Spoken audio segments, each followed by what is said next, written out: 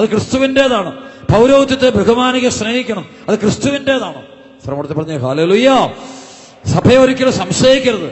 പാപമോചനം കർത്താവ് സഭയിലൂടെ നൽകുന്നുണ്ട്. അതാണ് കുമ്പസാരം എന്ന കൂദാശയിലേക്ക് സ്വീകരിക്കണമെന്ന് ഈശോ പറഞ്ഞനുസരിച്ചാണ്. ബലഹീനരായ അപ്പസ്തോലന്മാരുടെ പൗരോഹിത്യത്തിലൂടെ കർത്താവ് തന്റെ ആ കൃപ തന്റെ മക്കൾക്ക് എത്തിച്ചു കൊടുക്കുകയാണ്. അതാണ് ഓരോ കൂദാശകൾ സംഭവിക്കുന്നത്. അപ്പൊ അതൊന്നും മാറിപ്പോയേക്കരുത്. അവരൊക്കെ പറഞ്ഞേ ഹല്ലേലൂയ. പിന്നെ സാധിക്കുമെങ്കിൽ അച്ഛൻ പറയും കേൾക്കണം, എല്ലാ ദിവസവും വിശുദ്ധ ബലിയിൽ പങ്കെടുക്കണം. ദുഷ്ടാരൂപി ആ കുടുംബത്തോട്ടില്ല. ആ കുടുംബത്തിൽ അത്ഭുതമാണ്. യുവാക്കൾ യുവതികളോട് അച്ഛൻ ഈശോയിൽ ഒത്തിരി പറയും, നിങ്ങൾ പറ്റും എല്ലാ ദിവസവും കുർബാനയ്ക്ക് വിശുദ്ധ ബലിക്ക് പോകണം. ഞാനൊക്കെ സ്കൂളിൽ പഠിച്ച ചെറുപ്പകാലത്തൊക്കെ ഉണ്ടല്ലോ, ആഴ്ചയിൽ പറ്റുന്ന അത്രയും ദിവസങ്ങൾ ഞാൻ പോകുമായിരുന്നു. ഇന്ന് ഞാൻ ഓർമ്മിക്കുന്നുണ്ട്, ബുധൻ, വെള്ളി, ശനി, ഞായർ ഈ 4 ദിവസം ഒരിക്കൽ പോലും ഞാൻ മുടക്കിയിട്ടില്ല. ഞാനൊന്നും പഠിച്ച കാലം ആദ്യ അപ്പോൾ അത് പരീക്ഷ ഉണ്ടെങ്കിലും മഴയുണ്ടെങ്കിലും എന്തെല്ലാം ഉണ്ട്, ലോകം ഇടിഞ്ഞു വന്നാൽ എന്ത് സംഭവിച്ചാലും ഞാൻ കർത്താവിൽ ഞാൻ കുർബാനയെന്ന് മാറില്ല. എനിക്ക് അഭിഷേകം തന്നത് മുഴുവനും പരിശുദ്ധ കുർബാന ബലിയിലാണ് എനിക്ക് അഭിഷേകം കിട്ടിയത്. എനിക്ക് അനുഗ്രഹം കിട്ടുന്നത് മുഴുവൻ ബലിയിലൂടെയാണ്. എനിക്ക് അനുഗ്രഹം, അഭിഷേകം, സൗഖ്യം കിട്ടിയതെല്ലാം ബലിയിലൂടെയാണ്. ഈശോ ജീവനോട് വരുന്ന ബലിയിലാണ്. അതുകൊണ്ട് പ്രിയപ്പെട്ട മക്കള്, നമ്മുടെ ജീവിതത്തിൽ നിങ്ങൾ ഓടേണ്ടത് രാവിലെ ദേവാലയത്തിലേക്ക് ഓടണം. നിങ്ങൾ ദേവാലയത്തിൽ പോയിട്ട് ബലി പങ്കെടുക്കണം. ബലി അർപ്പിക്കാത്തൊരു ദിവസം നിന്റെ ജീവിതത്തിൽ ദൈവമില്ലാത്തൊരു ദിവസമായിട്ട് കരുതിയാൽ മതി. ബലി അർപ്പിക്കാതെ നീ എന്തിനു പോയാലും ഓർത്തോളൂ, അത് ദൈവമില്ലാതെ ഈശോ ഇല്ലാതെ പോകുന്ന ജോലിയാണത്. ദൈവമില്ലാതെ ഈശോയുടെ കരം പിടിക്കാതെ പോകുന്ന ജോലിയാണത്. അതുകൊണ്ട് ബലിയർപ്പണം. എല്ലാ ദിവസവും ബലിയിൽ പങ്കെടുക്കുന്ന വലിയൊരു കൃപയ്ക്കായിട്ട് പ്രാർത്ഥിക്കാം. സ്ഥലമെടുത്ത് പറഞ്ഞേ ഹല്ലേലൂയ. കൈകളടിച്ച് ദൈവം നന്ദി പറഞ്ഞേ മക്കൾ. ഉച്ചത്തില് 2 കരമർത്തി ഒറ്റ വിളി, ഈശോയേത് വിളിക്കട്ടെ. രണ്ടാമത്, ഞായറാഴ്ച കുർബാന സാബത്ത് ദിവസം പരിശുദ്ധ ദിനമായിട്ടധികം. ബൈബിൾ പഴയ നിയമത്തിലും പുതിയ നിയമത്തിലും ഒരുപോലെ സാബത്ത് ആചരണത്തെ കുറിച്ച് പറയുന്നുണ്ട്. സാബത്ത് വലിയ അഭിഷേകം കിട്ടുന്നത് എനിക്ക് ഈശോ 1995 മുതൽ ഏറെ ശ്രദ്ധയോടെ പാലിക്കാനായിട്ട് ശ്രമിക്കുന്നത് സാബത്താണ്. ഞായറാഴ്ച ദിവസം 24 മണിക്കൂറും കർത്താവിന് വിട്ടുകൊടുത്തത്. അത് വേറെ ഒന്നിനു വേണ്ടി ഉപയോഗിക്കില്ല. അത് പണിയാനോ പണം ഉണ്ടാക്കാൻ ലോകത്തിന് വേണ്ടി നടക്കും ഒന്നിനും പോകില്ല. അത് കർത്താവിന് വിട്ടുകൊടുത്തതാണ്. ഞായറാഴ്ച ദിവസം വചനം പഠിക്കേണ്ട ദിവസമാണ്. ആദ്യം ചെയ്യേണ്ടത് വിശുദ്ധ ബലിയിൽ പങ്കെടുക്കണം. കർത്താവിന്റെ ബലിയിൽ പങ്കെടുത്ത് ഈശോ സ്വീകരിക്കണം. പിന്നെ വചനം പഠിക്കണം, സുവിശേഷം പഠിക്കണം. നിങ്ങൾക്കറിയാമോ, ലോകത്ത് ഒരുപാട് സ്ഥലങ്ങളിൽ നിന്ന് സാബത്ത് കൂട്ടായ്മ, കത്തോലിക്ക സഭയുടെ ഉള്ളിൽ വൈദികർ നേതൃത്വം കൊടുത്തുകൊണ്ടുള്ള സാബത്ത് കൂട്ടായ്മകളുണ്ട്. സാബത്ത് ദിവസം മണിക്കൂറുകൾ വചനം പഠിക്കുന്ന ആളുകളുണ്ട്. അത് വെറുതെ എന്തെങ്കിലും കാണാപ്പാടം പഠിക്കാൻ പോകുകയല്ല, ശരിക്കും ദൈവവചനം കാണാപ്പാടം പഠിക്കുകയാണ്, ഹൃദയം സംഗ്രഹിക്കുകയാണ്. അന്ന് വേറെ വേലകൾക്കോ ജോലികൾക്കോ പോകുന്നില്ല, അല്ലെങ്കിൽ ടൂറിനോ കറങ്ങി നടക്കാനോ ഒന്നിനും പോകില്ല. ഞാൻ ഈശോ എന്നോട് പറഞ്ഞിട്ട് ഒരു കാരണവശാലും പോയേക്കരുത്. 24 മണിക്കൂറും ധ്യാന കേന്ദ്രത്തിലാണെങ്കിൽ മറ്റൊരു പണി ആ ദിവസം ചെയ്യിപ്പിക്കത്തില്ല. മറ്റു പണി ആരും കൊണ്ട് പണിയിപ്പിക്കത്തില്ല. ശനിയാഴ്ച ദിവസമൊക്കെ വൈകുന്നേരം രാത്രി ചിലപ്പോൾ പണിക്കാരും ഒന്ന് പറയും, അച്ഛാ ഞായറാഴ്ച രാവിലെ 2-3 മണിക്കൂറും കൂടെ ഞങ്ങൾ പണി തൊട്ട് ഞങ്ങളുടെ പണി തീരും. ഞാൻ വേണ്ട, നിങ്ങൾ കൂലി മുഴുവൻ മേടിച്ചുകൊണ്ട് പോക്കൂ. പക്ഷേ രാത്രി 12 മണി മുതൽ, ഞായറാഴ്ച അതിരാവിലെ 12 മുതൽ, അതായത് ശനിയാഴ്ച അർദ്ധരാത്രി 12 മണി മുതൽ ഞായറാഴ്ച രാത്രി 12 മണി വരെയുള്ള ആ 24 മണിക്കൂർ കർത്താവിന് വിശുദ്ധ ദിനമായിരിക്കണമെന്ന് പരിശുദ്ധമായിട്ട് ആദരിക്കണം. ഒക്കെ രോഗികളെയോ വേദനിക്കുന്നവരെയോ പാവങ്ങളെയോ ഒക്കെ വേദനിക്കുന്നവരൊക്കെ നമ്മൾ ശുശ്രൂഷിക്കും. അല്ലാതെ വേറെ ഒരു വ്യാപാരങ്ങൾക്ക് പോകില്ല. ടെലിവിഷന്റെ മുമ്പിൽ പോയിരിക്കുന്ന പുസ്തകമല്ലത്. അത് മറ്റു ലോക കാര്യങ്ങൾ സംസാരിക്കുന്നത്. നിങ്ങൾക്കറിയാം, കേരളത്തിൽ ഈവൻ ഡോക്ടർമാരുടെ കുടുംബത്തിൽ പോലും എനിക്കറിയാം, ചില ഡോക്ടർമാര് അവരുടെ മക്കൾ പോലും അവർ സാബത്ത് വിശുദ്ധമായിട്ട് ആദരിക്കുന്നവരുണ്ട്. അവർ എൻട്രൻസ് പോലും കുഞ്ഞുങ്ങളെ വിടാത്തവരുണ്ട്. ഡോക്ടർമാർ 1-2 പേരല്ല, ഒരുപാട് പേരുടെ ഇത് കേരളത്തിൽ സാബത്ത് അവർ പറയാറുണ്ട്. സാബത്ത് ആചരണം നടത്തുന്നതിന്റെ ഫലമായിട്ട് ഞങ്ങളുടെ കുഞ്ഞുങ്ങൾക്ക് ദൈവഭയമുണ്ട്, അവർ വിശുദ്ധരായിട്ട് വളരുന്നു, അവർ അനുഗ്രഹം. ഈ ദിവസങ്ങളൊക്കെ ഒരു കുഞ്ഞിന്റെ ഒരു വിവാഹം നടന്നു. അത് ആ കൊച്ചിന് കോളേജിൽ പ്രൊഫസറായ കുട്ടിയാണ്.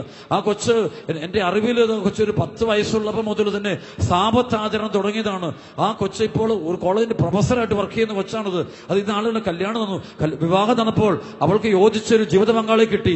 അവനാണെങ്കിലും അതുപോലെ തന്നെ സാബത്ത് ആചരണമുള്ളവര്, അവർ ദൈവഭയമുള്ളവര്, അവ കുടുംബം അവർ പറയുന്നുണ്ട് ഏതോ ഒരു അനുഗ്രഹം. ആ കുഞ്ഞിന്റെ വിശുദ്ധി വളരെ, ആ കുഞ്ഞ് മരിച്ച കഴിഞ്ഞ വിശുദ്ധയായി തീരും, ആ മക്കൾ വിശുദ്ധരായി തീരും. സാബത്ത് എന്ന് വെച്ചാൽ അത് വെറും കളി തമാശാക്കി മാറ്റരുത്. ഇത് വെറും തമാശ. എല്ലാ ദിവസവും പോലെയാണ് ഞായറാഴ്ച, അവധി ദിവസം പോലെയാണ് പലരും കാണുന്നത്. അത് അവധി ദിവസം അല്ലത്, അത് വിശുദ്ധ ദിവസമാണിത്. സാബത്ത് ദിവസം അത് വിശുദ്ധ ദിവസമാണിത്, അത് അവധി ദിവസം അല്ലത്. ശ്രവണത്തിൽ പറഞ്ഞേ ഹല്ലേലൂയ. ശബ്ദമുയർത്തി പറഞ്ഞേ ഹല്ലേലൂയ. കൈകളടിച്ച് ദൈവത്തെ മഹത്വപ്പെടുത്തുകയും ബന്ധനം അടിയട്ടെ. ഒറ്റ വിളിച്ച് ഈശോയേന്ന് വിളിച്ച് അണക്കര ധ്യാന കേന്ദ്രത്തിൽ കർത്താവിന്റെ മഹത്വം ഇറങ്ങുന്നതിന്റെ കാരണം കർത്താവിന്റെ ദിവസം അത് 24 മണിക്കൂർ അവിടെ മറ്റു വേലകളൊന്നുമില്ല. ഒരു ഈശോയ്ക്ക് ഇവിടെ വചനം എന്ത് പറയുന്നു, വചനം എങ്ങനെ ആവശ്യം അതുപോലെ പാലിക്കുന്നു. അതേസമയം രോഗികൾ വിഷമിക്കുന്നവർ അങ്ങനെയുള്ള ചിലരുണ്ട്. അതായത് നമ്മൾ അനുകമ്പ കരുണ കാണിക്കേണ്ട ചില മേഖലകൾ, ആ മേഖല കരുണ നമ്മൾ തീർച്ചയായിട്ടും കാണിച്ചു. പക്ഷേ അത് അപ്പൊ 24 മണിക്കൂർ പ്രയറാണ്, പ്രാർത്ഥനയിലാണ്, വചനമല്ല. അവിടെയുള്ള വൈദികരും സന്യസ്തരും ദൈവമക്കളും ശുശ്രൂഷകരും പ്രേക്ഷിതരും എല്ലാം പ്രാർത്ഥനയും മുഴുകിയിരിക്കും. അവർ ഞാൻ പറഞ്ഞിട്ടുണ്ട്, കർത്താവിന്റെ ദിവസം പരിശുദ്ധമായിട്ട് ആചരിച്ചോണം. അത് ബൈബിൾ എങ്ങനെ, ഈശോയുടെ വചനം എങ്ങനെ, സഭയെ എങ്ങനെയാണ് പഠിപ്പിക്കുക, അതുപോലാണ്. അല്ലാതെ കട തുറന്നു വെക്കുക, ബിസിനസ്സിന് പോവുക, പണം ഉണ്ടാക്കാൻ പോവുക, ഓടി നടക്കുക, ടൂറിന് പോവുക, ചിലപ്പോൾ വീട്ടില് മുഴുവൻ പണി ചെയ്ത് തീർക്കുന്ന അന്നത്തെ ദിവസമാണ്. അന്ന് ഇത് അവധി ദിവസം. ബാക്കി ഒരിക്കലും ആഴ്ച 7 ദിവസം ദൈവന്നുണ്ട്, 6 ദിവസം അധ്വാനിച്ചുള്ളൂ, 7 ദിവസം വിശ്രമിക്കണം. അപ്പൊ എന്തിനാണ് ഇങ്ങനെ ഒരു ദിവസം മാറ്റിയിടുന്നത്? അതിന് അർത്ഥമുണ്ട്, അതിന് ആത്മീയമായ അർത്ഥമാണ്, ദൈവികമായ അർത്ഥമാണ്. അത് നിത്യതയുമായി ബന്ധപ്പെടുന്നത്, ഈശോയുടെ രണ്ടാമത്തെ ആഗമനവുമായി ബന്ധപ്പെടുന്നത്, അത് യുഗാന്ത്യോന്മുഖമായി നീങ്ങുന്ന സഭയുടെ കാഴ്ചപ്പാട്, വിശ്വാസം. അതായത് പഴയ നിയമത്തിനും പുതിയ നിയമം ധ്യാനിക്കും ഒരു പ്രത്യേകത കാണാം. ശരി, ശ്രദ്ധിക്കണം അച്ഛൻ പറയുന്നത്. അതായത് രക്ഷാകര ചരിത്രത്തിലെ മർമ്മപ്രധാനമായ സംഭവങ്ങൾ മുഴുവൻ നടന്നത് സാബത്ത് ദിവസമാണ്. ഈശോയുടെ ഉത്ഥാനം നടന്നത് സാബത്ത് ദിവസമാണത്. അത് പ്രധാനപ്പെട്ട രക്ഷാകര ചരിത്രം. പഴയ നിയമത്തിലെയും പുതിയ നിയമത്തിലെയും ദൈവം ചരിത്രത്തിൽ ഇടപെട്ട രക്ഷാകര സംഭവങ്ങൾ മുഴുവൻ നടന്നത് അതൊരു സാബത്ത് ദിവസം. പെന്തക്കോസ്ത് നടന്നൊരു സാബത്ത് ദിവസം. സാബത്തിന്റെ ദിവസത്തിന്റെ പ്രത്യേകതയാണത്. Hallelujah, hallelujah. അതുകൊണ്ട് സഭയുടെ ഒരു വിശ്വാസമുണ്ട്. അത് ഞങ്ങൾ പഠിപ്പിച്ച ദൈവശാസ്ത്രം പഠിപ്പിച്ച ഒരു കാര്യമാണത്. ഈശോയുടെ രണ്ടാമത്തെ ആഗമനം, second coming of Jesus Christ. അതും ഒരു പക്ഷേ അവർ അത് പഠിപ്പിച്ച ദൈവശാസ്ത്രം ഒരു പക്ഷേ അത് ഒരു കർത്താവിന്റെ ദിവസത്തിലായിരിക്കും. അത് സാബത്ത് ദിനത്തിലായിരിക്കും. അത് കണച്ചിൽ രക്ഷാകര ചരിത്രം മുഴുവൻ പഠിക്കുമ്പോൾ അത് ശരിക്കും ആഴത്തിൽ പഠിക്കുവാനും പറ്റും. രക്ഷാകര ചരിത്രത്തിന്റെ ദൈവം ചരിത്രത്തിൽ ഇസ്രായേൽക്കാരുടെ ജീവിതത്തിൽ ഇടപെട്ടതും പുതിയ നിയമത്തിലെല്ലാം കാണും. ചരിത്ര സംഭവം ഏറ്റവും പ്രധാനപ്പെട്ട ദിനങ്ങളെല്ലാം സംഭവിച്ചത് അത് മുഴുവൻ സാബത്ത് ദിവസത്തിലാണ്. സ്ഥലം പറഞ്ഞേ ഹല്ലേലൂയ, ഹല്ലേലൂയ. വിശ്വ ഒരു രോഗിയെ ഒരു ബന്ധനത്തിൽ കഴിഞ്ഞിരുന്നൊരു മകളെ സുഖപ്പെടുന്ന സംഭവം അത് സാബത്ത് ദിവസം ചെയ്യുന്നുണ്ട്. അപ്പൊ അവരെല്ലാം പിറുപിറുക്കും, അതായത് സാബത്ത് ദിവസം കർത്താവ് അവർക്ക് മനസ്സിലായില്ല. അതിന്റെ അർത്ഥം എന്താണെന്നറിയോ? ഒരിക്കൽ ദൂരഭാവിയിൽ ലോകത്തെ മുഴുവനും ദൈവമക്കളെ മുഴുവനും ബന്ധനങ്ങളിൽ നിന്ന് മോചിപ്പിക്കുന്നതും അതൊരു സാബത്ത് ദിവസമായിരിക്കും. ആ സാബത്തിന് ഏറെ സാധ്യതയുണ്ട്. അതുകൊണ്ട് യുഗാന്ത്യോന്മുഖമായി നീങ്ങുന്ന സഭ നമ്മളോട് പറയുന്നത് എല്ലാ സാബത്തും ഈശോയുടെ രണ്ടാമത്തെ ആഗമനം കാണുന്നു. അതാണ് എന്നെ ഞങ്ങളെ പഠിപ്പിച്ച ദൈവശാസ്ത്രം തിയോളജിയും പഠിപ്പിച്ച കാര്യം ഇതാണ്.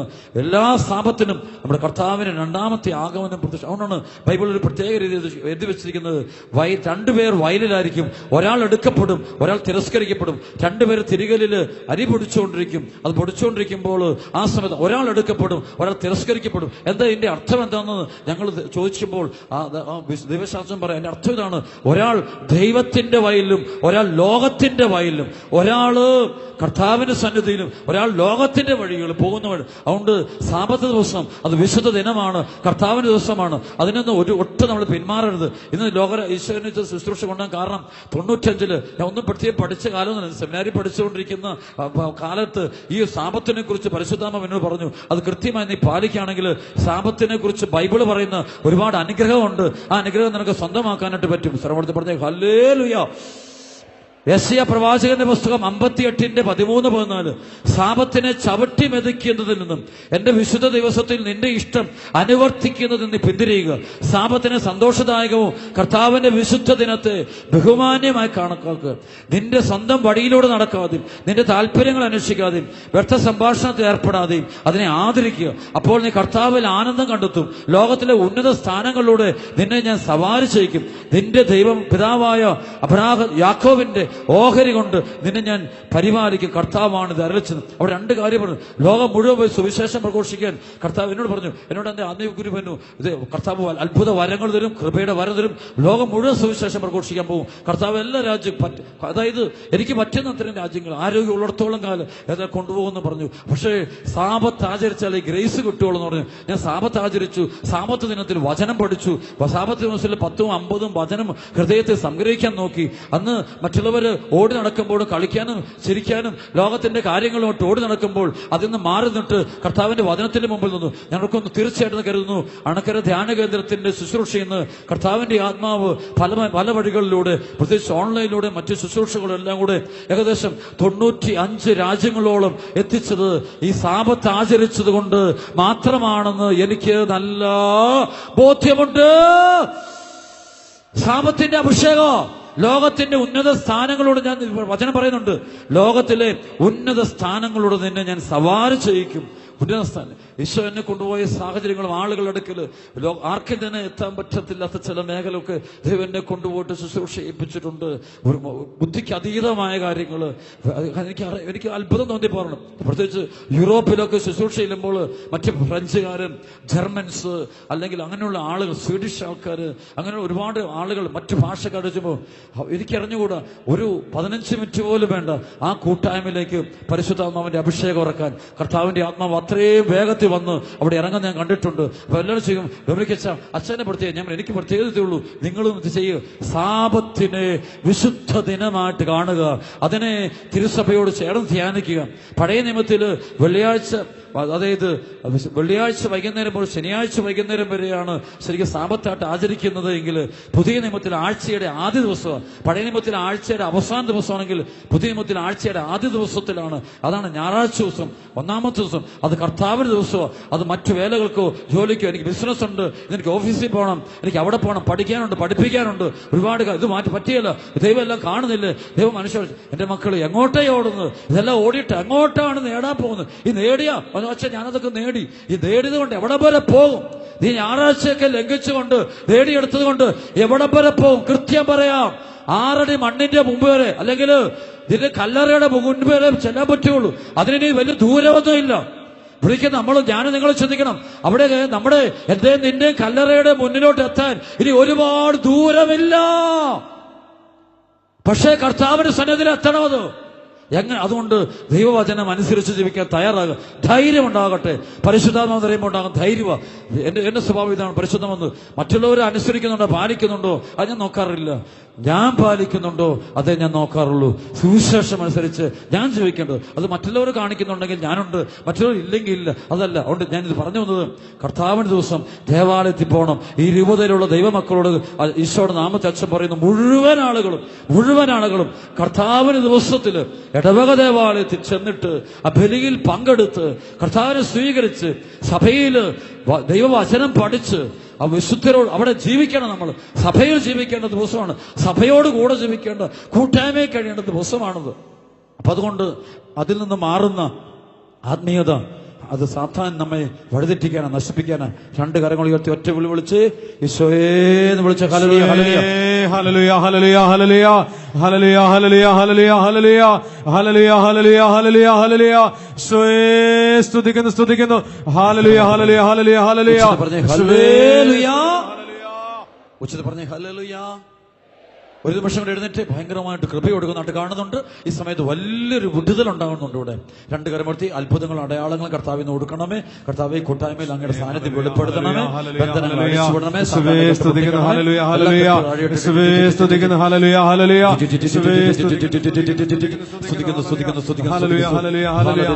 ദൈവത്തിന്റെ ആത്മാവ് ഇറങ്ങി പ്രവർത്തിക്കാൻ പ്രാർത്ഥിക്കണം.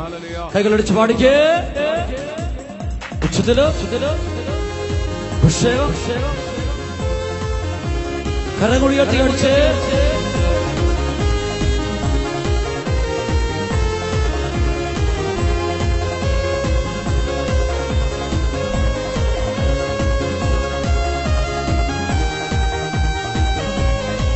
ഒറ്റ വിളിച്ചോയേ ഈശോ. കൈകളടിച്ച്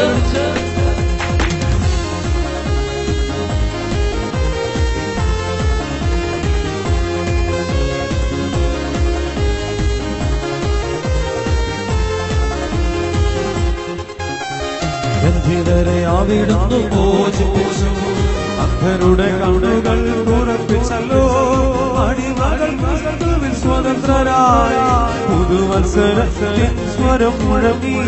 ബന്ധിതരെ അവിടുന്ന് മോചിപ്പിച്ചു, അന്ധരുടെ കണ്ണുകൾ തുറപ്പിച്ചല്ലോ, അടിമകൾ ക്രിസ്തുവിൽ സ്വതന്ത്രരായി പുതുവത്സരത്തിൻ സ്വരം നിറയണമേ